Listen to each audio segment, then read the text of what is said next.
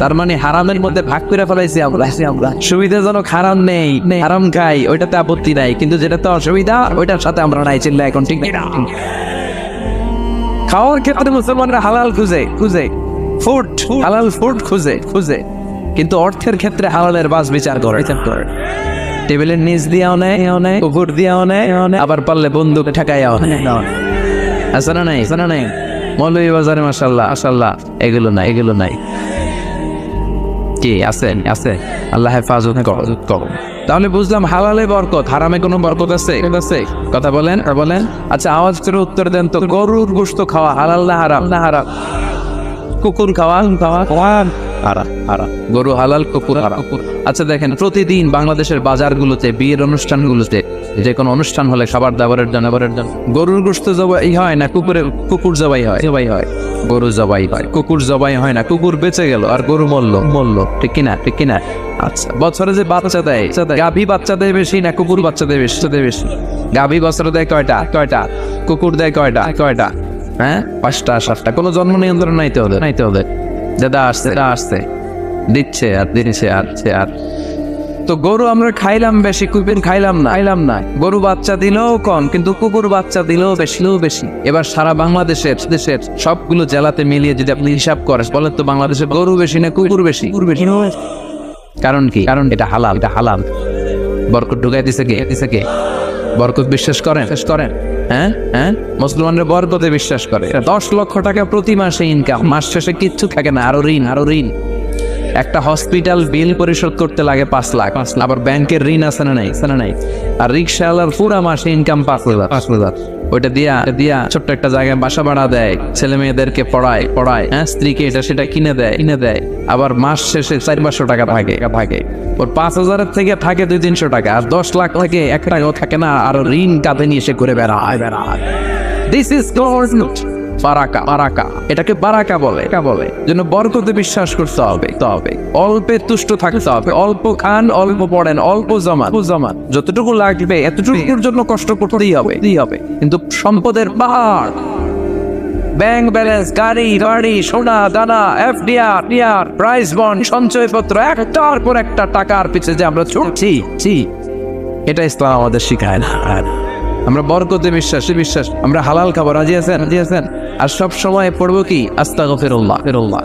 ইস্তিগফারের ফজিলত শুনে মনটা পড়ছে, আল্লাহর প্রতি আস্থা জেগেছে। এবার প্রাণ ভরে পড়েন আস্তাগফিরুল্লাহ, হৃদয় দিয়ে পড়েন আস্তাগফিরুল্লাহ, মন থেকে আল্লাহর ডাকেন, পড়েন আস্তাগফিরুল্লাহ। আবার বিশ্বনবী বললেন আস্তাগফিরুল্লাহ আল্লাযী লা ইলাহা ইল্লা হুয়াল হাইয়ুল কাইয়্যুম ওয়া আতুবু ইলাইহি। এই ইস্তিগফারটা যে পড়বে, যুদ্ধের ময়দান থেকে পালিয়ে গেলে অনেক বড় কবিরা গুনাহ হয়। এই কবিরা গুনাহকারী সম্পাদনকারী লোকটারেও মাফ করে দিবে কে? হ্যাঁ, এই ইস্তিগফারটা যদি পড়ে, আস্তাগফিরুল্লাহ আল্লাযী লা ইলাহা ইল্লা হুয়াল হাইয়ুল কাইয়্যুম ওয়া আতুবু ইলাইহি পড়তে রাজি আছেন? আবার সাইয়েদনা আবু বকর ডেকে বললেন, নবী আল্লিমনি দুআআন আদউ বিহি ফি সালাতি। এমন একটা দোয়া বা ইস্তিগফার আপনি আমারে শিক্ষা দেন যে ইস্তিগফারটা আমি আমার নামাজের মধ্যে পড়বো। কথা কন। বিশ্বনবী শিখায় দিলেন, আবু বকর তুমি পড়ো, আল্লাহুম্মা ইন্নী যালামতু নাফসি যুলমান কাসীরা ওয়া লা ইয়াগফিরু যুনুবা ইল্লা ফাগফিরলি মাগফিরাতাম মিন ইনদিক ইন্নাকা আনতাল গফুরুর রহিম। এটা আমরা দোয়ায়ে মাসুরা বলি। আমরা কি বলি? এটাও একটা ইস্তিগফার। এটাও যেখানেই ক্ষমা চাওয়ার প্রসঙ্গ থাকবে ওইটাই কি? কথা বলে ইন্নী যালামতু নাফসি, আল্লাহ আমি জুলুম করেছি, যুলমান কাসীরা, অনেক জুলুম। ওয়ালা ইয়াগফিরু যুনুবা ইল্লা এই জুলুমে পাবা আপনি ছাড়া তো ক্ষমা করবার কেউ না। ফাগফিরলি মাগফিরাতাম মিন ইনদিক, আপনার গুনাহে আপনার দয়া আপনি আমার ক্ষমা করে দেন। ইন্নাকা আনতাল গফুরুর রহিম, আল্লাহ আপনি ক্ষমাশীল, আপনি মেহেরবান। পড়েন আমি শীতের রাতে উনি এক মসজিদে আটকে যান। এত কুয়াশা, এত ঠান্ডা, এত স্নো পড়ছে। উনি ভাবলেন এক কাজ করি এই মসজিদটাতে রাতে আমি ঘুমিয়ে পড়ি, ফজর বাদ আমি সফরে বেরোবো। আবার নতুন উদ্যমে হাদিস সংগ্রহের কাজে আমি বেরিয়ে পড়ো।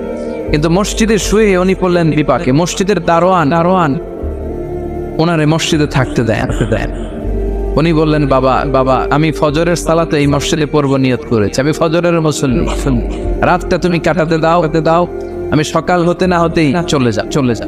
কিন্তু দারোয়ান তো থাকতে দেয় না, ছোট বান্দা। সে বললো বেরোন, বেরোন, মসজিদে থাকা যাবে না, বের হয়ে যায়, বের হয়ে যায়।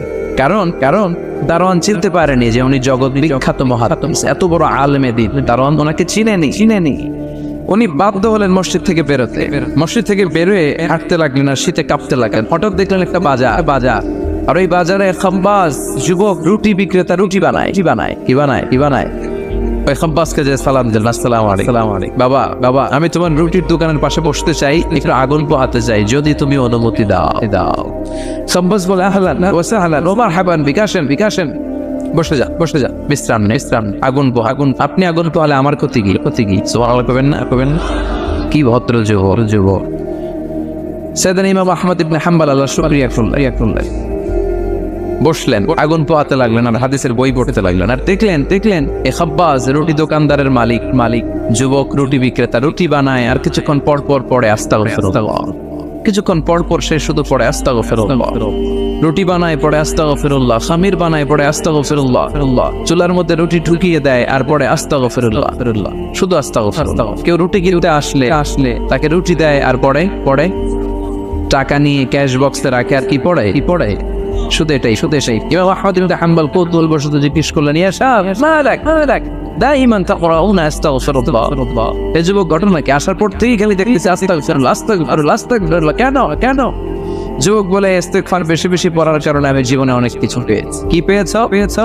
জাআলানিল্লাহু তাআলা মুস্তাজাবাদ দাওয়া। এই দোয়ার বরকতে আমার আল্লাহ আমারে মুস্তাজাবাদ দাওয়া বানিয়ে দিয়েছে। আমি যা চাই তাই ভাই, যা দোয়া করি তাই কবুল। সুবহানাল্লাহ কবেন না? ইমাম আহমদ ইবনে হাম্বল তো অবাক, বলে কি এই ছেলে, আমি এত বড় মুহাদ্দিস, আমিও তো মুস্তাজাবুদ দাওয়া নই, আমিও তো না, কি করে সে মুস্তাজাবুদ দাওয়া বলো? আরো কৌতূহল নিয়ে জিজ্ঞেস করলেন, আনতা মুস্তাজাবুদ দাওয়া, তুমি মুস্তাজাবুদ দাওয়া, ওয়া কাইফা যালিক, কিভাবে এটা সম্ভব? কেমন করে হলে শব্দ তোমার কবুল হয়েছে? সে বলল হ্যাঁ, আমি জীবনে যা চেয়েছি আমার সব দোয়া আল্লাহ কবুল করে নিয়েছে, তবে একটা দোয়া ছাড়া। কয়টা? কথা বলেন। এবার ওনার কৌতূহল আরো বেড়ে গেল। সব দোয়া কবুল হয়েছে, আবার একটা কবুল হয় না, এটা কেমন কথা? উনি কৌতূহল নিয়ে জিজ্ঞেস করলেন, ইয়া শাব আইয়ু দুআইন যালিক, ওটা কোন দোয়া যে দোয়া এখনো তোমার কবুল হয় না? এবার যুবক বলতে আরম্ভ করলো, আমি জীবনে যত দোয়া করেছি প্রতিটা দোয়াই আল্লাহ কবুল করে নিয়েছে। একটা দোয়া ছাড়া সেটা আল্লাহ কবুল করে নাই। সেটা হচ্ছে আমি জীবনে আল্লাহর কাছে চেয়েছি, আল্লাহ শুনেছি এই জামানার সবচেয়ে বড় মুহাদ্দিস, ওনার নাম নাকি ইমাম আহমদ ইবনে হাম্বল। আমি যেন ওনাকে আমার দুটি নজর দিয়ে দেখে মরতে পারি, আল্লাহ তুমি কবুল করো। এই দোয়াটা আমি প্রতিদিন করি, কিন্তু আল্লাহ কবুল করে না। আমার এই দোয়াটা কবুল হয় নাই, বাকি সব দোয়া কবুল হয়েছে। ইমাম আহমদ ইবনে হাম্বল আর ধৈর্য ধারণ করতে পারলেন না, চোখের পানি ছেড়ে দিলেন। আর যুবককে বললেন, ইয়া শাহ তোমার এই দোয়াটাও কবুল হয়েছে, তোমার এই দোয়াটাও আল্লাহর কাছে কবুল হয়েছে। আনা আহমদ ইবনে হাম্বল, আমি সেই আহমদ ইবনে হাম্বল মুহাদ্দিস দাহার। আমার সাথে দেখা করার জন্য আল্লাহ আমার দরবারে তোমারে পাঠায় নাই, আমারে তোমার দরবারে নিয়ে এসেছে। আমি আহমদ ইবনে হাম্বল মুহাদ্দিস দাহার, এ যুগের সবচেয়ে বড় মুহাদ্দিস, আমি সেই ব্যক্তি। এবার যুবক আর ধৈর্য ধারণ করতে পারে না, চিৎকার দিয়ে আল্লাহর শুকর আদায় করে সাইয়েদনা ইমাম আহমদ ইবনে হাম্বলকে জড়িয়ে ধরে, হাতে হাত রেখে মুসাফা করে, কপালে চুমু খায় আর বলে, ইমাম আপনি ঠিকই বলেছেন, আজকের এই গভীর রজনীতে আমার এই দোয়াটাও আল্লাহ কবুল করে নিল। মুস্তাজাবুদ দাওয়া। সব সময় যদি এভাবে ইস্তেগফারের সাথে লেগে থাকা যায়, ইস্তেগফারের আমলটা যদি করা যায়, এখানকার যারা আছেন এদের মধ্যে অনেকে মুস্তাজাবুদ দাওয়া হয়েছে। মুস্তাজাবুদ দাওয়ার কিছু শর্ত আছে, হালাল ঢুকাইতে হবে ভিতরে। কি ঢুকাইতে হবে? হারাম দিয়ে যদি লায়াত হল জান্নাত জাসাদুন উযিয়া হারাম খেয়ে নাদুস হয়ে পুষ্ট হয়ে যে দেহটা বড় হয়, ওই দেহ কশিন কালো জান্নাতে ঢুকবে না। ইন্নাল্লাহা তাইয়্যিব লা ইয়াকবালু ইল্লা তাইয়্যিবা। আবার আল্লাহ পবিত্র, আল্লাহ পবিত্র ছাড়া কোনো কিছু কবুল করেন। আপনি হারাম টাকা দিয়ে 10 কোটি টাকা দিয়ে মৌলভীবাজারের সবচাইতে আই ক্যাচিং একটা মসজিদ বানিয়েছে, আল্লাহর কাছে এটার কোনো দাম নাই। কথা গ আর আপনি মসজিদের নির্মাণ কাজে আপনার পকেটে টাকা নাই, বাজার করে যাচ্ছিলেন, 50 টাকার একটা খুচরা নোট দান করেছেন, এটার মর্যাদা আল্লাহর কাছে বেশি আছে, বেশি। কারণ এটা হালাল উপার্জন দিয়ে দান করে করেছেন। আর হারাম উপার্জন থেকে 10 কোটি টাকার মসজিদ বানালো আপনার আমল নয়, কিছুই যুক্ত হবে না। চিল্লা এখন ঠিক কিনা? এজন্য সবসময় হালাল খাইতে রাজি আছেন তো? প্রিয় ভাইয়েরা, খেয়াল রাখবেন, হালাল এটা বরকতময়, হালাল এটা কল্যাণকর, হালাল এটা পবিত্র, হালাল এটা স্বাস্থ্যকর, হালাল যেটা এটা পরিবেশ বান্ধব। সুবহানাল্লাহ পড়ে। এজন্য আমরা সব সময় জীবনের প্রতিটি অঙ্গনে হালাল মেনটেন করবো। কি মেনটেন? আমরা এই হালাল হারামেও ভাগ করি। কি করি? অনেক লোক আছে, এই লোকের যদি আপনি শুকরের গোশত ভাইজা দেন, সরকারি চাকরিজীবী বাংলাদেশের মুসলমান ভাই, শুকরের গোশত খাবে? কথা কন। কেন খায় না? কারণ এটা যেই লোকটা হারাম হওয়ার কারণে শুকরের গোশত খায় না, ও কিন্তু টেবিলের নিচ দিয়ে ঠিকই হারাম ঘুষ লক্ষ টাকা রিসিভ করে। চিল্লা এখন ঠিক কিনা? এগুলো সবই ইস্তেগফার, সবগুলো সহিহ হাদিস দ্বারা সাব্যস্ত। তবে এই সব ইস্তেগফারের মধ্যে শ্রেষ্ঠ ইস্তেগফারের নাম সাইয়্যিদুল ইস্তেগফার। কি নাম? মানে লিডার অফ দ্য অল ইস্তেগফারস। মুখস্থ আছে অনেকের? কার আছে দেখি? আছে মাশাআল্লাহ, অনেকের আছে। যাদের নাই তারা মুখস্থ করবেন। গুগলে ঢুকবেন, স্মার্টফোনের ভিতরে ঢুকবেন। স্মার্টফোন এখন ছেলেপেলারা শুধু ওই বিপিএল এর খেলা আছে না নাই? এই খেলা দেখা, ওই নাচানাচি, ওই ফেসবুকিং এগুলো নিয়ে ব্যস্ত। এই ফেসবুকটা এসে সব শেষ করে দিল। লেখাপড়া এখন কিচ্ছু নাই, এখন পরীক্ষার হলো ফেসবুকিং করে। আছে না নাই? না, এগুলো নিয়ন্ত্রিত ব্যবহার করবে, তা না হলে আপনার সময় সব শেষ হয়ে যাবে। এই গুগলে ঢুকে আপনি লিখবেন সাইয়্যিদুল ইস্তেগফার। এই সাইয়্যিদুল ইস্তেগফার লিখলেই সাইয়্যিদুল ইস্তেগফার বানান সহ চলে আর মৌলভীবাজার ভাইয়েরা, এটা মুখস্থ করতে হবে। শুনেই বলেছেন, কেউ যদি দিনের বেলা এই সাইয়্যিদুল ইস্তেগফার পড়ে, ওই দিনে মৃত্যু হলে সে জান্নাতি। এই সাইয়্যিদুল ইস্তেগফার যদি কেউ রাতে পড়ে, ওই রাতে মৃত্যু হলে সে জান্নাতি। এই সাইয়্যিদুল ইস্তেগফার মুখস্থ না করে থাকা যায়? কথা বলেন। আল্লাহুম্মা আনতা রাব্বি লা ইলাহা ইল্লা আনতা খালাকতানি ওয়া আনা আবদুক ওয়া আনা আলা আহদিকা ওয়া ওয়া'দিকা মাস্তাতা'তু আউযু বিকা মিন শাররি মা সানা'তু আবুউ লাকা বিনি'মাতিকা আলাইয়া ওয়া আবুউ বিযামবি ফাগফিরলি ফা ইন্নাহু লা ইয়াগফিরু যুনুবা ইল্লা আনতা। পড়ে না চিল্লায় পড়ে না আমি। তাহলে তাওবা ইস্তেগফার বাপ হইলেই এই তাওবা ইস্তেগফারের দরকার আছে না নাই? প্রতিদিন কয়বার? কমসে কম 100 বার। ইস্তেগফার কয়বার পড়বো? রাস্তা দিয়ে হেঁটে যাচ্ছেন, বাজারের ব্যাগ হাতে, কিচ্ছু করার নাই, কি পড়বেন? আস্তাগফিরুল্লাহ। চিল্লায় পড়েন, কি পড়বেন? বিশ্বনবী বলতেন, জিহ্বাটারে ভিজিয়ে রাখো আল্লাহর জিকির দিয়ে। লা ইয়াজালু লিসানুকা রাতবান মিন যিকরিল্লাহ। একটা মুহূর্ত যেন আল্লাহর জিকির ছাড়া সময়টা না কাটে। ঠিক কি না? লা ইলাহা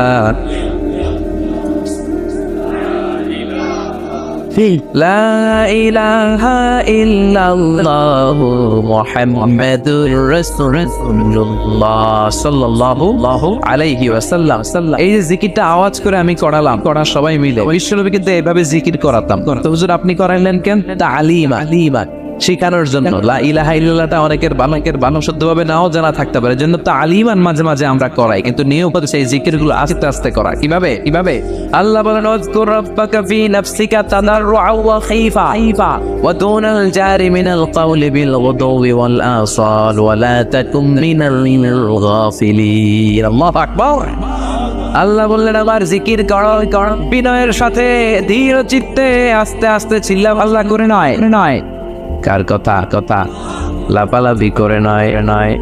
কার কথা ভদ্রভাবে মনে একা যখন থাকেন, নামাজের আগে পড়ে সব সময় জিহ্বাটারে আল্লাহর জিকির দিয়ে ভিজিয়ে রাখে। কিন্তু লাফালাফির জিকির এই দেশে আসছে না নাই? আল্লাহর মেহেরবানি, মৌলভীবাজার এগুলো কম বোধ, তাই না? আলহামদুলিল্লাহ। কিন্তু বাংলাদেশের অনেক জায়গায় কিন্তু লাফায় খালি। আপনাদের কাছে দেখলে কেমন লাগে? আমি এখন এক জিকিরের কথা কইতেছি, কেউ যদি আইসা আমারে ধরে, হ্যাঁ, এদিক থেকে যদি আমার কাঁধে ওঠে, আমার মাইক যদি ধাক্কা মারে, আমি তো কথা কন। হ্যাঁ, তো এইটা কেমন জিকির রে ভাই? আমি জিকির করাচ্ছি, আপনি লাফাচ্ছেন কেন? বিশ্বনবী ইসলাম এবং ওনার সাহাবারা যখন জিকির করতেন, তাসবিহ পড়তেন, কোন জিকির করার সময় এরকম বিশ্বনবী জিকির করতেছেন, সাহাবারা লাফাইতে খেজুর গাছের উপরে। পাওয়া যায়, হাদিসে পাওয়া যায়।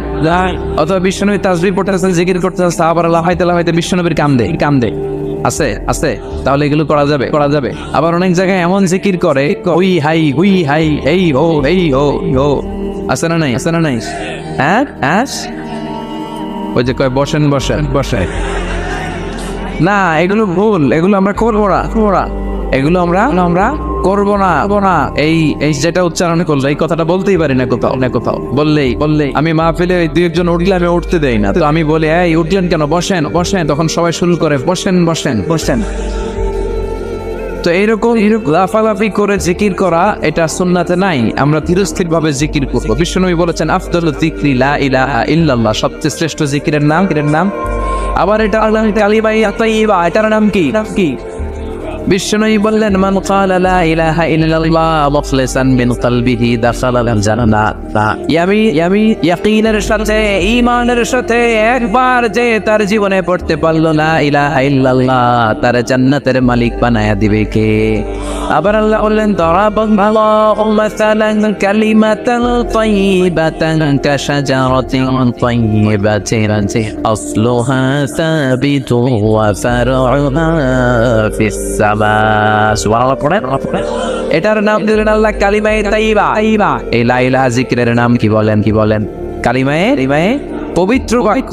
এর চেয়ে পবিত্র আর হয় না। মুস্তাদরাকে হাকিম সহিহ ইবনে হিব্বানে এসেছে, সাইয়েদনা মুসা আলাইহিস সালাম আল্লাহকে জিজ্ঞেস করলেন, আল্লাহ এমন একটা দোয়া, এমন একটা জিকির আপনি আমারে শিক্ষা দেন যে জিকিরটা দিয়ে আমি আপনারে ডাকবো। কে প্রশ্ন করলেন? মুসা আলাইহিস সালাম। উত্তর করেন, কে প্রশ্ন করেছে? কাকে প্রশ্ন করেছে? কি প্রশ্ন করেছে? যে আল্লাহ এমন জিকির শিক্ষা দেন যেটা আমি ছাড়া কেউ জানবে না, আমি আপনারা ডাকবো এটা। আল্লাহ বললেন মুসা তুমি পড়ো লা ইলাহা। মুসা আলাইহিস সালাম বললেন আল্লাহ এটা কি কইলে? আমি বললাম এমন একটা যেটা দিয়ে আমি ডাকবো আর কেউ জানে না। এটা তো সবাই জানে, এটা জাতীয় জিকির, এটা আন্তর্জাতিক জিকির, সবার মুখস্থ। আল্লাহ বললেন এইটাই শ্রেষ্ঠ জিকির, এর চেয়ে শ্রেষ্ঠ জিকির আর হয় না। আল্লাহ ডেকে বললেন মুসা লাউ তাদউ লা ইলাহা ইল্লাল্লাহ ফি কাফা ওয়াস সামাওয়াতু ওয়াল আরদু ফি কাফা, সাত আকাশ সাত জমিন যদি এক পাল্লায় রাখো, লা ইলাহাকে যদি আরেক পাল্লায় রাখো, লা রাজাহাত কাফাতু লা ইলাহা ইল্লাল্লাহ, মুহূর্তের মধ্যে লা ইলাহার পাল্লাটা ভারী হয়ে যাবে। সাত আকাশ সাত জমিন এক পাল্লায়, লা ইলাহা আরেক পাল্লায় ভারী হবে কোনটা? সবসময় লা ইলাহা জিকির করতে রাজি আছেন? আবার বিশ্বনবী বলতেন আহাব্বুল কালামি ইলাল্লাহি আরবা, আল্লাহর কাছে সবচেয়ে প্রিয় কথা চারটি। মৌলভীবাজারের ভাইয়েরা চিল্লায় কোন আল্লাহর কাছে সবচেয়ে প্রিয় কথা কয়টি? জোরে বলে কয়টি? এক হলো সুবহানাল্লাহ, দুই হলো আলহামদুলিল্লাহ, তিন হলো লা ইলাহা ইল্লাল্লাহ, চার হলো আল্লাহু আকবার। সে আল্লাহ ডেকে বললেন গোলাম যখনই ডাক দিবে আমি আল্লাহ আছি না নাই। বিশেষ করে শেষ সাথে আল্লাহ ডাকতে থাকেন আলা মিন মুস্তাগফিরিন আগফিরাল্লাহ, কার ক্ষমার দরকার ক্ষমা চাও, ক্ষমা করে দেব। আলা মিন মুস্তারজিকিন আরজুকালা, কার দারিদ্রতা আছে আমার কাছে চাও, রিজিকের ব্যবস্থা করে দেব। কার ক্ষমতা দরকার, কার সুন্দরী বউয়ের দরকার আমার কাছে চাও, দিয়ে দেব। কে পরীক্ষায় সফল হতে চাও, কে বিপদ থেকে মুক্তি পেতে চাও, আমি আল্লাহর কাছে যাও, আমি দিয়ে দেব। সুবহানাল্লাহ পড়ো। আর ওই টাইমে আমরা নাক ডেকে ঘুমাই। আল্লাহ দেওয়ার জন্য প্রস্তুত, উনি ডাকছেন, কিন্তু ওনার ডাকে সাড়া দেওয়ার সময় আমাদের নাই। কথা বলেন। এজন্য শেষ সাথে আল্লাহর কাছে চাওয়ার দরকার আছে না নাই? তাহাজ্জুদের জায়নামাজে দাঁড়ানোর দরকার আছে না নাই? তাহাজ্জুদের জায়নামাজে মরণ দিও প্রভু আমায়, একামতে দিনের কাজে কবুল করে নিও আমায়। তাহাজ্জুদের জায়নামাজে মরণ দিও প্রভু আমায়, একামতে দিনের কাজে কবুল করে নিও আমায়। পড়ে না তাহাজ্জুদ যারা পড়বে এদের সম্মানকে বাড়িয়ে দিবে কে? আল্লাহ ডেকে বললেন গোলাম এমন একটা মুহূর্ত নাই যেই মুহূর্তে আমি তোর রবিনা ব্যাখ্যানা করি না। আমি হলাম the nourisher, the cherisher, the sustainer of this multi-dimensional universe 24/7। যখনই আল্লাহ বলে আমরা ডাকবো, এটাকে সাড়া দেওয়ার তিনি আছেন না নাই? এজন্য যখনই অন্যায় হবে সাথে সাথে তওবা করব। অনেকে বলে না আজকে অন্যায় করেছি, আজকে না কালকে মাফ যাব, এই বছর করছি আগামী বছর মাফ চাবো, এই বছরে পাপ টাপ করে নেই, আগামী বছর উমরায় যাবো, কাবাগর কাবরে মাফ চাবো, এরকম আছে না? নেই। আপনি যে কাবাগর পর্যন্ত পৌঁছতে পারবেন গ্যারান্টি আছে? আছে না। দেরি করা ঠিক না। কয়েকটা কাজে দেরি করতে বিশ্বনবী নিষেধ করে। 1 নাম্বার সালাতু ফি ওয়াক্তিহা, নামাজের সময় হলে নামাজ পড়ে নেয়া। দেরি করা যাবে?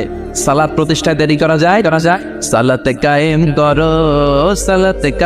করো, হবে সম্মানিত তুমি, হবে জান্নাতি তুমি, হবে সম্মানিত তুমি, হবে জান্নাতি তুমি, দিবে কাল হাশরে শীতল ছায়া আরশে আজিম, রব্বিয়াল আলা রব্বিয়াল আযীম। ঠিক কি না? সালাতের সময় হবে তো সালাত পড়বেন। মাইয়ের কেউ মারা গিয়েছে, সাথে সাথে দাফন কাফনের ব্যবস্থা করবে।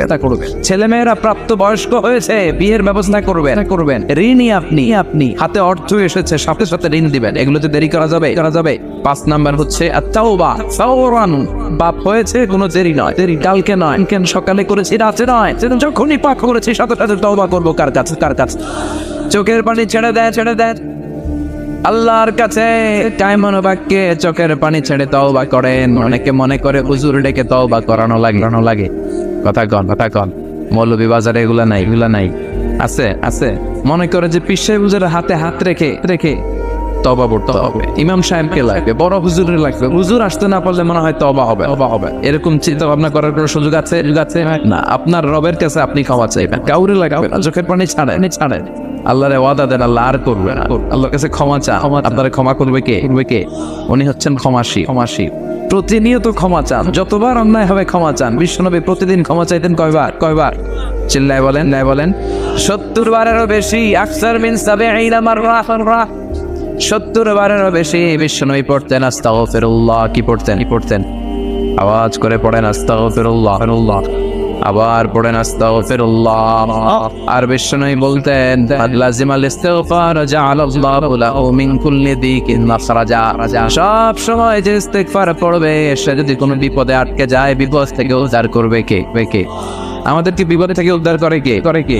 না আমাদের বড় পীর সাহেব, না আপনাদের এখানে শাহজালাল আল ইয়ামানের মাজার আছে, তো উনি উদ্ধার করে এলাকার লোকদেরকে। হ্যাঁ উদ্ধার করে কে? বাঁচাতে পারে কে? তরাতে পারে কে? সুস্থ রাখতে পারে কে? সফলতা দান করতে পারে কে? জান্নাত দিতে পারে কে? আল্লাহ ছাড়া কেউ কিছু করতে পারে না, এমনকি বিশ্বনবীও কিছু করতে পারে না। ঠিক কিনা? বিশ্বনবীর কাছে চাওয়া যায় না, কারণ বিশ্বনবী নিজেও চাইতেন কার কাছে? বিপদে আপদে সব সময় আমরা একটা সত্তার কাছে চাই। চিল্লায় বলেন তিনি কে? এজন্য বিশ্বনবী বলতেন, যারা এই সব সময় ইস্তিগফারের সাথে লেগে থাকবে, তারা প্রথমত আল্লাহর কাছে বিপদ থেকে মুক্তি পেয়ে যাবে। বিপদে বললেই মুক্তি।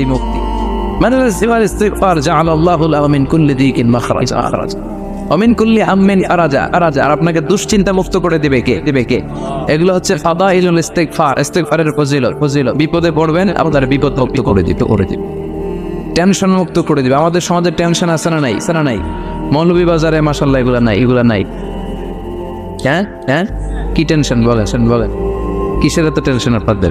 সবার চেহারা কত সুন্দর, কি হাসি খুশি। হ্যাঁ, খেয়ে দে নাদুস সবাই। কিসের টেনশন? বলেন কিসের? জীবনের টেনশন, মরণের টেনশন, ক্যারিয়ারের টেনশন, বাড়ি ভাড়া, বিদ্যুৎ বিল, পুলিশের দৌড়ানি, র্যাবের দৌড়ানি। আছে না নাই? এই এলাকায় এগুলা নাই। তার মানে টেনশনের শেষ নাই। রাস্তায় বেরিয়েছে, যে কোনো মুহূর্তে সড়ক দুর্ঘটনা। আছে না নাই? যে কোনো মুহূর্তে চলে যেতে পারে। কে আগে যাবে, কে পরে যাবে, কোনো সিরিয়াল নাই। মুরব্বীরা বেঁচে থাকে, মাঝে মাঝে যুবকরা মরে যায়। হাসপাতালে রুগীগুলো বেঁচে থাকে, ডাক্তার মরে যায়। কথা কন। নাকি মৌলভী বাজারে ডাক্তার মরে না? হ্যাঁ এই এলাকার ডাক্তাররা মরে না? মরে। কে যে কখন চলে যাবে কোনো হদিস নাই।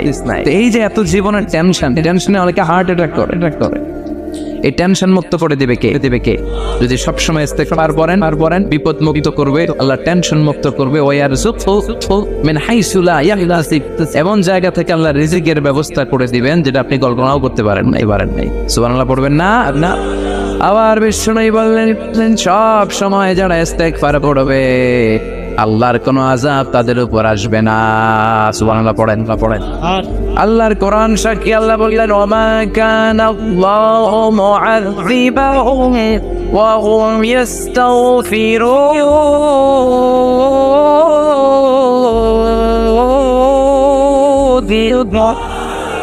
যতক্ষণ আমার বান্দাগুলো, আমার গোলামগুলো আমার কাছে ক্ষমা চাইতে থাকবে, আমার বান্দার উপরে আমার কোনো আযাব পতিত হবে না। সুবহানাল্লাহ। সবসময় আযাব থাকবেন, বিপদ মুক্ত থাকবেন, কিন্তু শর্ত হচ্ছে সবসময় কি করতে হবে? 5 নম্বর ইস্তিগফারের ফজিলত হচ্ছে বেশি বেশি ইস্তিগফার করলে আল্লাহ তাআলা আপনাকে মুস্তাজাবুদ দাওয়া কি বানায় দিবে। মুস্তাজাবুদ দাওয়া মানে এমন ব্যক্তি আপনি হয়ে যাবেন, আপনি হাত তুলতে দেরি, ওই দোয়া কবুল হতে দেরি হবে। সুবহানাল্লাহ পড়বেন না? মুস্তাজাবুদ দাওয়া হতে মন যায়? কার মনে যায়? সবার মনে চায়।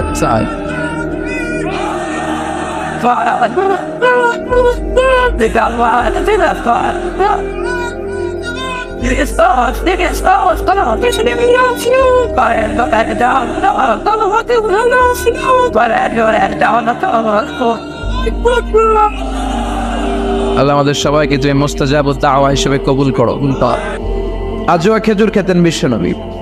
শশা খেতে পছন্দ করতেন, তরমুজ খেতে পছন্দ করতেন, অলিভ অয়েল জাইতুন খেতে পছন্দ করতেন, তিন খেতে পছন্দ করতেন, রুটি খেতে পছন্দ করতেন, জব বার্লি ছাতু খেতে পছন্দ করতেন, লাউ খেতে পছন্দ করতেন।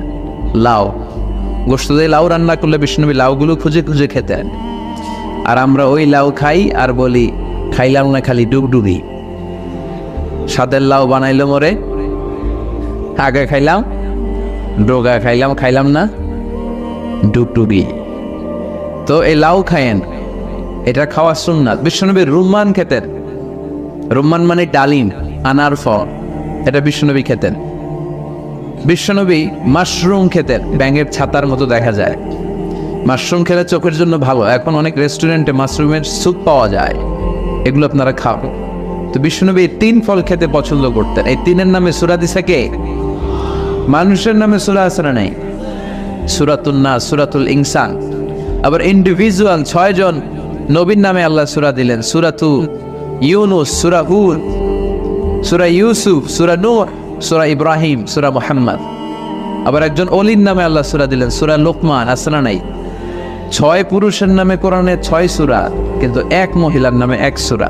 সূরাটার নাম মারিয়াম। মহিলারা এবার অনেক রাগ করছে, আল্লাহ এটা কাম করলো, 6 জনের নামে 6 সূরা দিল, আর আল্লাহর ওলি সহ 7 পুরুষের নামে 7 সূরা, আর 1 মহিলার নামে 1 সূরা। এজন্য সব মহিলাদেরকে খুশি করার জন্য আল্লাহ সব নারীদের নামে একটা সূরা দিলেন, সূরাতুন নিসা। এবার ওনারা খুশি, ঠান্ডা ঘর, ঠান্ডা আর ভেজাল নেই। দেখেন, আল্লাহ নারীদেরকে খুশি করতে চাইতেন। বিশ্বনবীও স্ত্রীদেরকে ভালোবাসতেন। বিশ্বনবী বলতেন, হুব্বিবা ইলাইয়া মিন দুনিয়াকুম সালাস, এই দুনিয়ার 3টা জিনিস আমার বেশি ভালো লাগে। আতিব, আতর ভাল লাগে, আর নিসা, নারীদেরকে ভাল লাগে। নাম্বার 3, কুররাতু আইনি ফিস সালাহ, নামাজে দাঁড়িয়ে চক্ষু ঠান্ডা করতে আমার বড্ড ভালো লাগে। সালাতে কায়েম করো, হবে সম্মানী তুমি, হবে জান্নাতি তুমি, হবে সম্মানী তুমি, হবে জান্নাতি তুমি, দিবে কাল হাসরে শীতল ছায়া আর সেই আজিম, রব্বিয়াল আলা, রব্বিয়াল আযীম, রব্বিয়াল আলা, রব্বিয়াল আযীম। সুবহানাল্লাহ পড়াই। এগুলো বিশ্বনবী খুব পছন্দ করতেন। নারীদেরকে বিশ্বনবী পছন্দ করতেন। আবার বিশ্বনবী বলতেন, খবরদার নারীদেরকে গালি দিও না। কোন ছেলে সন্তান রব্বুল আলামিন আমার বাঁচিয়ে রাখে নাই। 4 জন কন্যা সন্তান আল্লাহ আমাকে বাঁচিয়ে রেখেছে, ঠিক কি না? 4 জন কন্যা সন্তান আল্লাহ আমাকে দান করে তাদেরকে বাঁচিয়ে রেখেছে, রুকাইয়া, জাইনাব, উম্মে কুলসুম আর ফাতেমা। বিশ্বনবী বলতেন, ফাতেমা আমার কলিজার টুকরা, যে ফাতেমারে কষ্ট দেয় সে আমারে কষ্ট দেয়, যে ফাতেমার মুখের মধ্যে হাসি ফুটিয়ে দেয় সেজন্য আমি বিশ্বনবীকে হাসি ফুটিয়ে দেয়। চিল্লায় পড়েন সুবহানাল্লাহ। এজন্য নারীদের সাথে কোমল আচরণ করবেন, তাদের প্রশংসা করবেন, আগে আগে সালাম দিবেন। মা আয়েশা বলতেন, আমি বিশ্বনবীকে অনেক চেষ্টা করেছি আগে সালাম দেয়া, কিন্তু একদিনও পারি নাই। দরজার অনেক দূরে থাকতে বিশ্বনবী আওয়াজ করে পড়তেন, আসসালামু আলাইকুম ইয়া আহলাল বাইত, ঘরে যারা আছে সবার প্রতি আল্লাহর সালাম। আজকে থেকে স্ত্রীকে আগে সালাম দিতে রাজি আছেন তো? নাকি মনে মনে কোন হেতি না আরে দিবাই কিল্লাই দিও না? সেও দিবে, আপনিও দিবেন। আগে আগে যে সালাম দেয় তাদের ঘরটারে জান্নাতের টুকরা বানায় দেয় কে? স্ত্রীর কাজের প্রশংসা করবেন, তার সৌন্দর্যের প্রশংসা করবেন, তার রান্নার প্রশংসা করবেন, খুঁজে খুঁজে তার প্রশংসা করা যায় কোন জায়গায়। এগুলো করলে ফ্যামিলিটারা জান্নাতি ফ্যামিলি বানায় দিবে কে? একটু আকল খাটিয়ে দেখেন, আপনার স্ত্রীর প্রশংসা যদি আপনি না করেন, আরেক লোক করলে ভালো লাগবে? আপনি বললেন না তুমি সুন্দরী, তুমি অনন্যা, কিন্তু পাশের ঘরের এক লোক বলল ভাবি আপনি হ্যাপি সুইট। আপনি কি সুইট মানে সুন্দরী, you are very beautiful lady, ভাবি আপনি অনেক সুন্দরী, ভেজাল আছে না নাই? আপনি একদিনও বললেন না ভাবি, আপনি একদিনও স্ত্রীকে বললেন না যে তুমি সুন্দরী, কিন্তু আপনার ছোট ভাই যদি বলে ভাবি তুমি অনেক সুন্দরী, ভেজাল আছে না নাই? এর জন্য নিজের স্ত্রীর প্রশংসা নিজেই করবেন। আমরা এগুলো করতে চাই না, এই ছোটখাটো ম্যাটারগুলোই আমাদের সংসারটারে আনন্দ ঘন করতে পারে। স্ত্রীকে প্রতিদিন করে বলবেন আই লাভ ইউ। কি বলবেন? আমি সব জায়গায় প্রমোট করি যে আপনারা স্ত্রীকে ভালোবাসুন, প্রাণ খুলে ভালোবাসুন। বোনদেরকেও বলি প্রতিদিন হাজব্যান্ডকে বলবেন আই লাভ ইউ। কি বলবেন? কথা বলেন, কি বলবেন? বিয়ে যারা করস নাই তোরা কইস না আবার, তাহলে এখন ভেজাল লেগে যাবে। যারা বিয়ে করেছেন তারা কি বলবেন?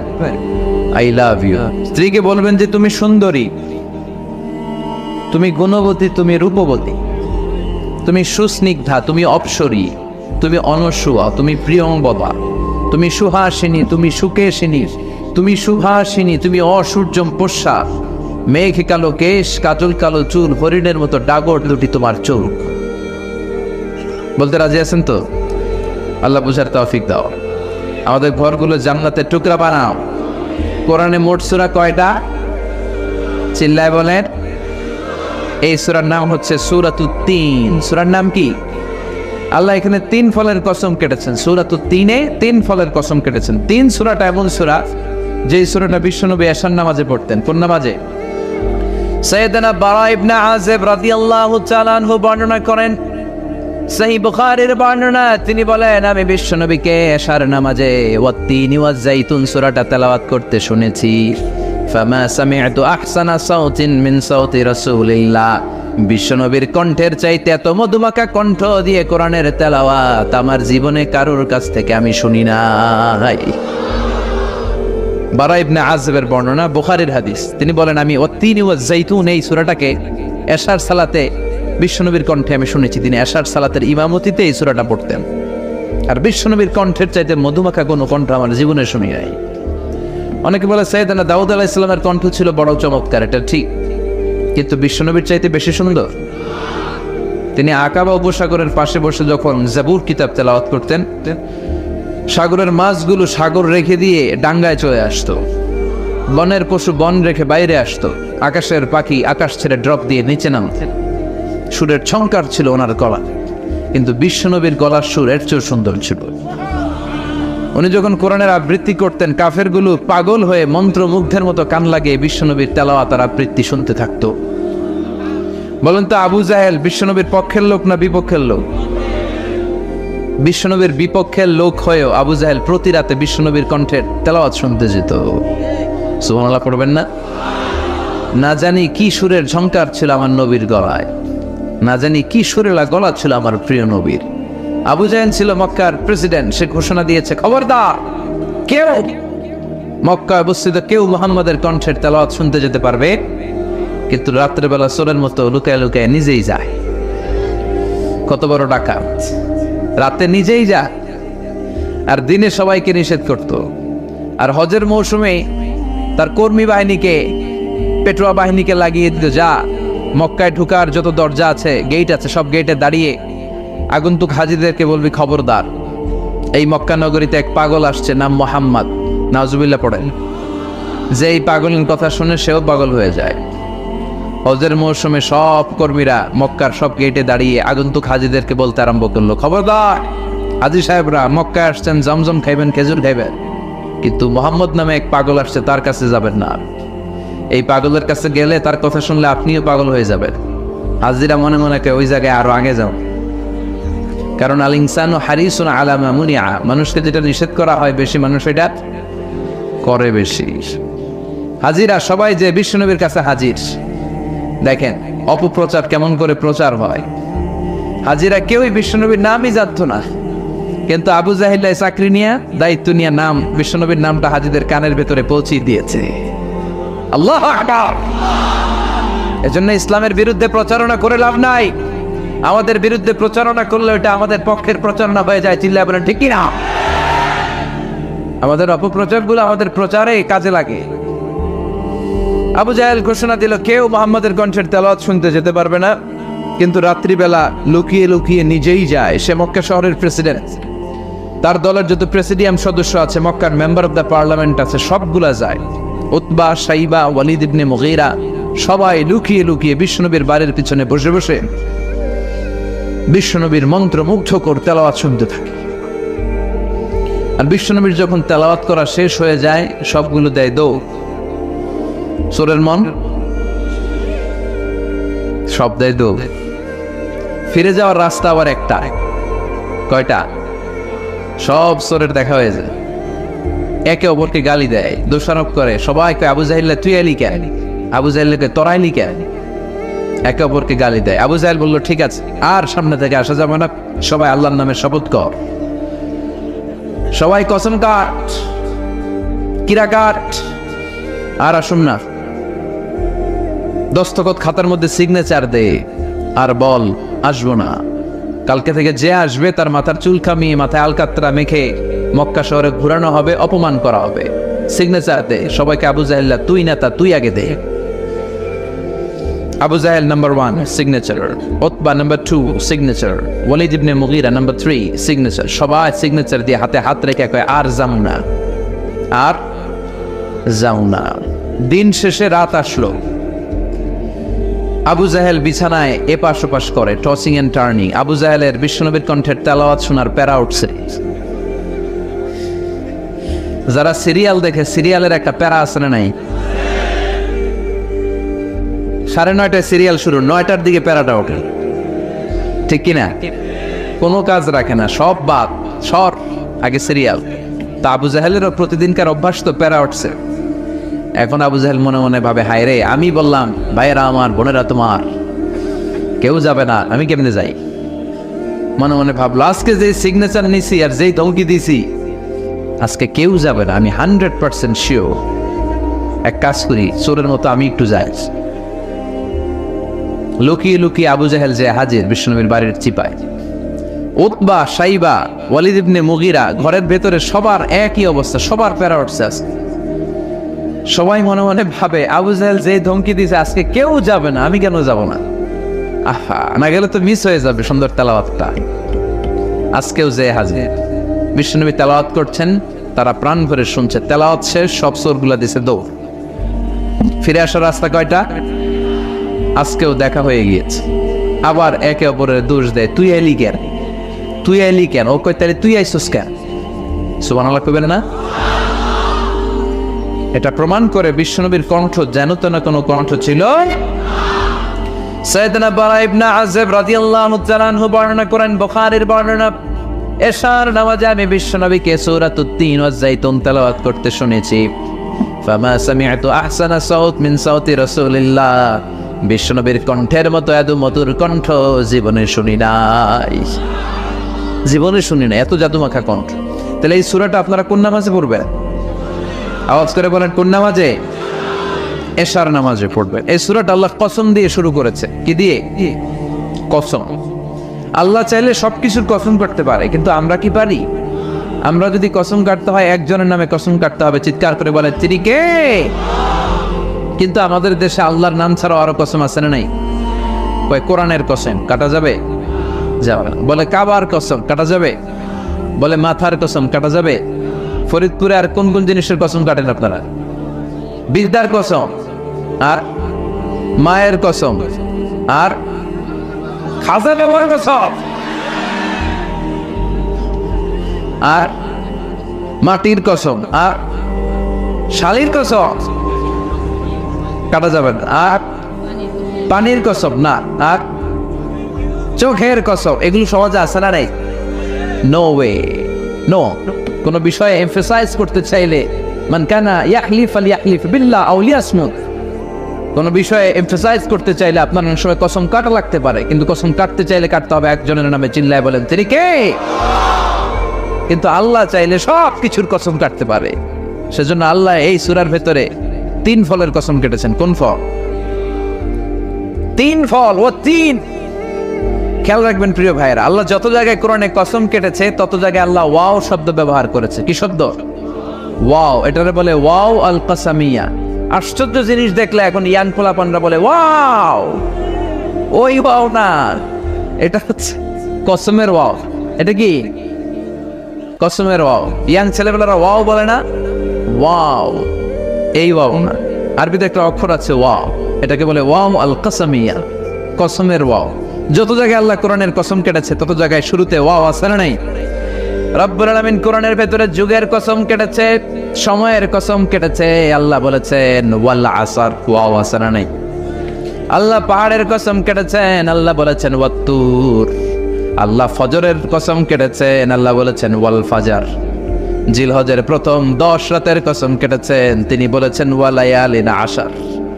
তিনি জোর আর বেজোরের কসম কেটেছেন, তিনি বলেছেন ওয়াশফাই ওয়াল ওয়াতর।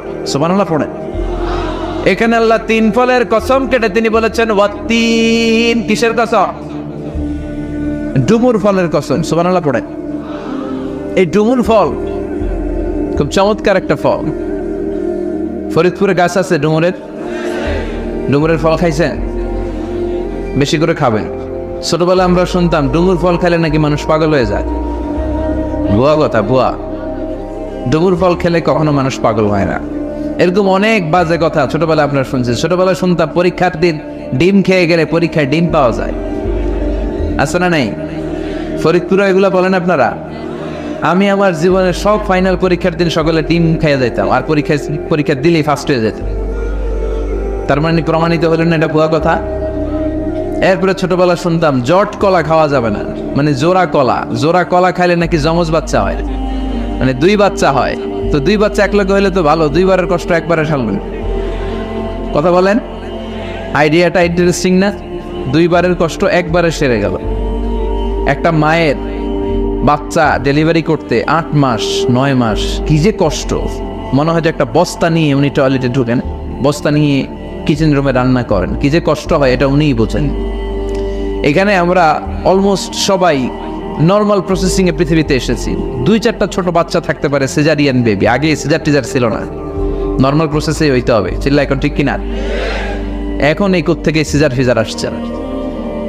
তো নর্মাল প্রসেসে কোনো মা যদি বাচ্চাকে ডেলিভারি করে, চিকিৎসা বিজ্ঞান বলে একজন সুস্থ মানুষ 45 ইউনিট পেইন একবারে সহ্য করতে পারে। ব্যথার তীব্রতা 45 ইউনিট হলে সহনীয়। ব্যথার তীব্রতা যদি 45 ইউনিট ছাড়িয়ে যায় তাহলে হয় লোকটা বেহুশ হবে, নয় মরে যাবে। আমার আপনার মা 45 ইউনিট না, আমাকে আপনাকে এই দুনিয়ার আলো দেখাতে যে 57 ইউনিট প্লাস, 57 ইউনিটেরও বেশি ব্যথা সহ্য করেছিলেন ওই দিনে বা ওই রাতে যেদিন আমি দুনিয়ায় এসেছিলাম। যেটা আমার দেহের কোনো হাড্ডি, দেহের হাড্ডিগুলো কোনো অ্যাক্সিডেন্টে 20টা হাড্ডি একসাথে ঠাস করে ভেঙে গেলে যে ব্যথা, তার চেয়েও বেশি ব্যথা। চিল্লায় বলেন আল্লাহু আকবার। এজন্য বিশ্বনবী বললেন লাউ কাতাআতা জিলদাক, তোমার চামড়াগুলো কেটে রোদে শুকিয়ে মায়ের পায়ের যদি 2টা জুতাও বানিয়ে দাও, ওই ছোটবেলা যে কত দুধ মায়ের বুক থেকে খেয়েছো, একটা ঢোক দুধের শোধ আদায় হবে। মায়ের এক ধার দুধের দাম কাটিয়া গায়ের চাম, বাপুস বানাইলেও ঋণের শোধ হবে না। এমন দরদি ভাবে কেউ হবে না আমার মা গো, এমন দরদি ভাবে কেউ হবে না আমার মা গো। ঠিক কি না? এজন্য মায়ের দোয়ার দরকার আছে না নেই? মায়ের দোয়া কিন্তু বড্ড ডেঞ্জারাস। মা দোয়া করলেই বুলেট মারলে বুলেট মিস হতে পারে, ড্রোন হামলা করলে মিস হতে পারে, মিসাইল ক্ষেপণাস্ত্র নিক্ষেপ করেছেন মিস হতে পারে, কিন্তু মায়ের দোয়া মিস হবে? আরেকটা মজার বিষয় হচ্ছে মায়ের দোয়া যেমনি কবুল, দোয়াও কবুল, বদদোয়াও।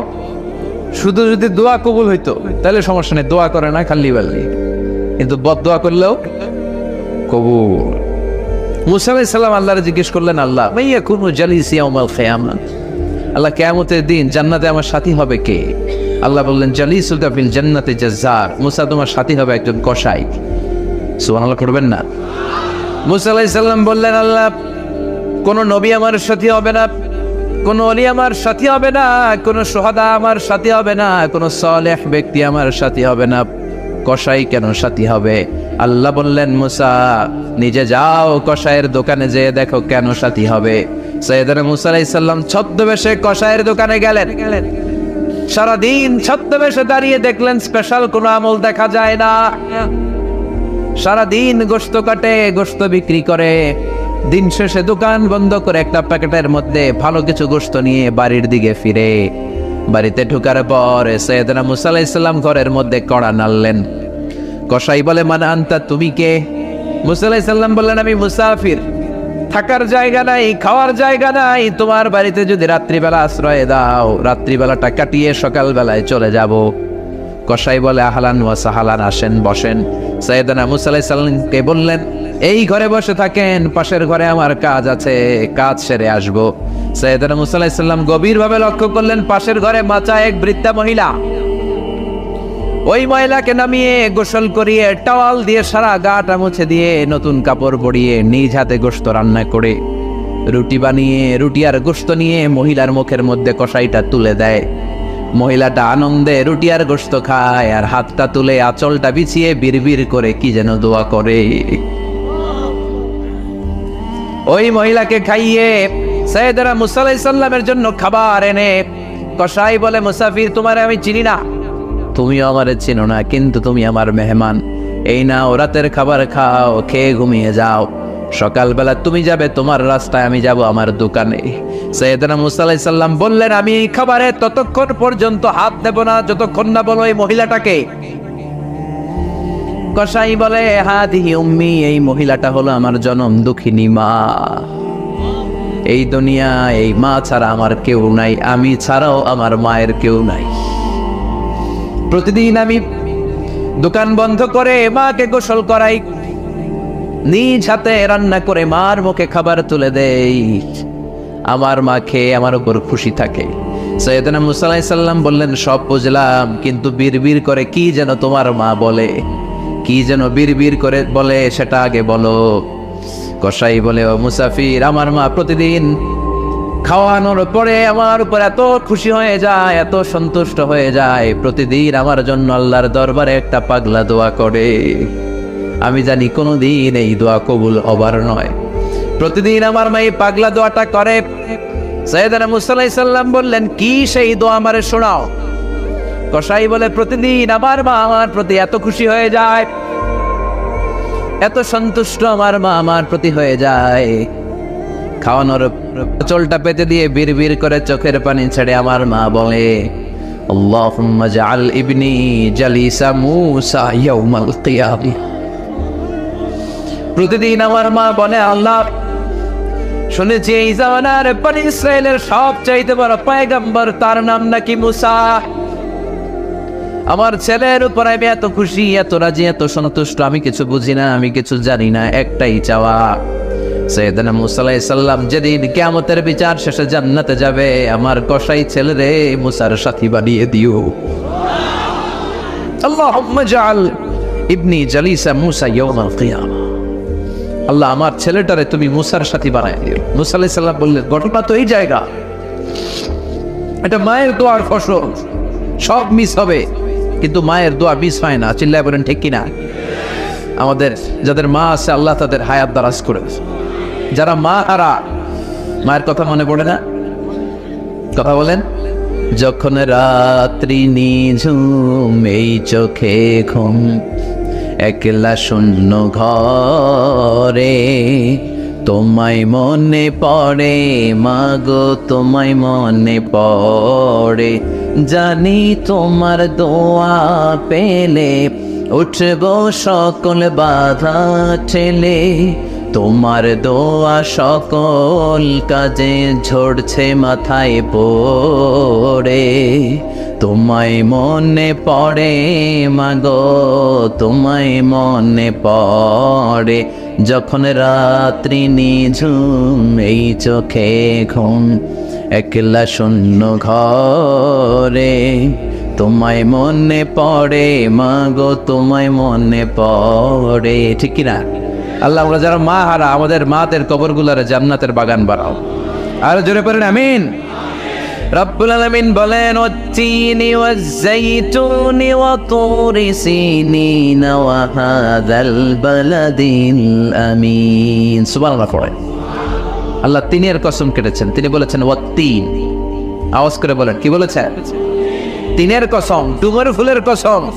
আমাদের দেশের ডুমুর একরকম, কিন্তু আরব দেশের ডুমুর খুব সুস্বাদু।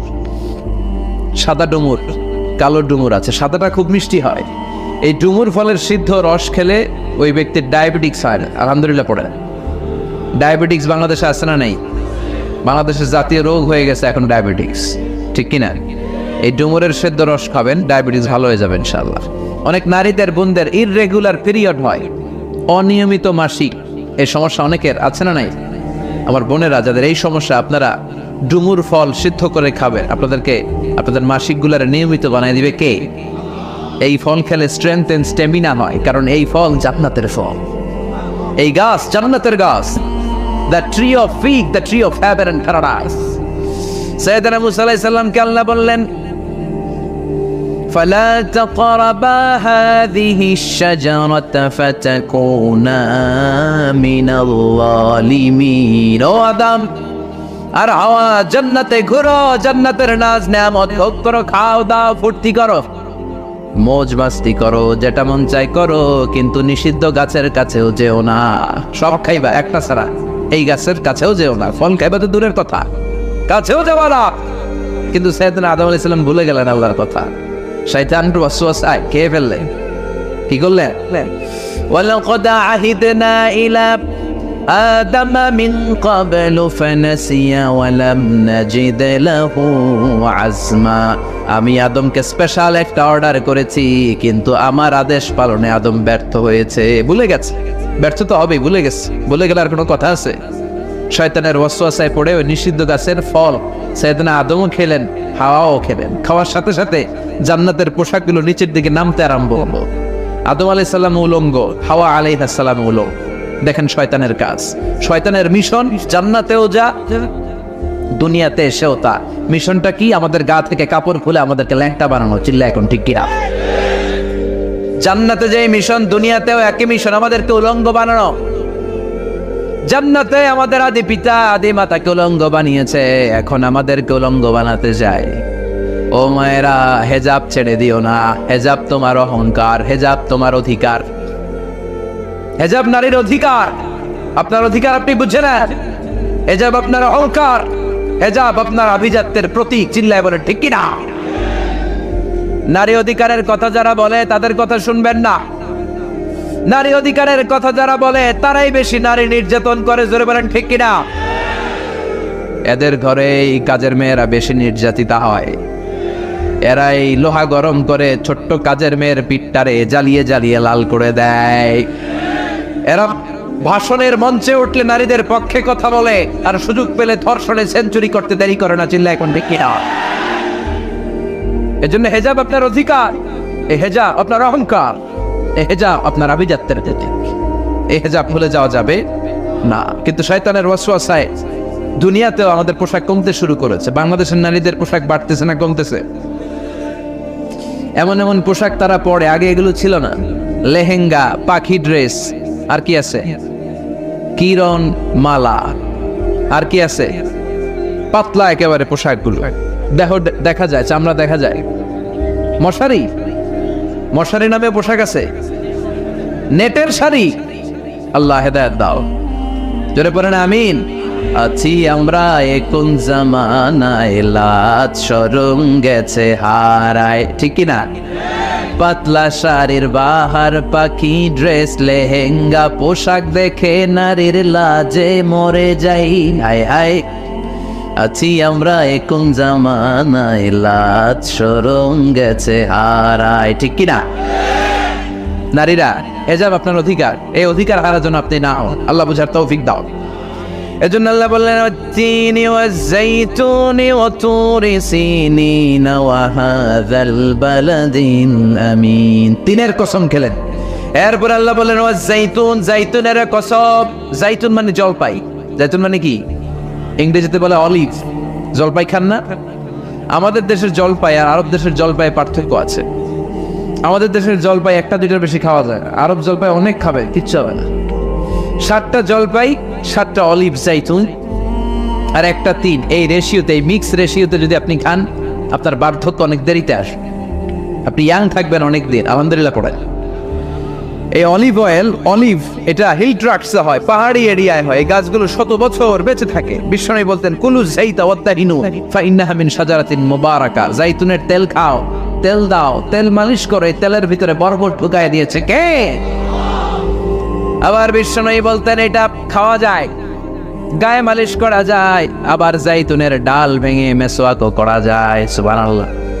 নি'মাত সিওয়াক ইয়া জাইতুন, জাইতুনের মেসওয়াক কতই না ভালো মেসওয়াক। ফাইন্নাহা সিওয়াকি ওয়া সিওয়াকুল আমবিয়া মিন ক্বাবলি। কেননা আমি বিশ্বনবী জাইতুনের ডাল ভেঙে যেমনি মেসওয়াক করি, পৃথিবীর সব নবীরা জাইতুনের ডাল দিয়ে মেসওয়াক করত।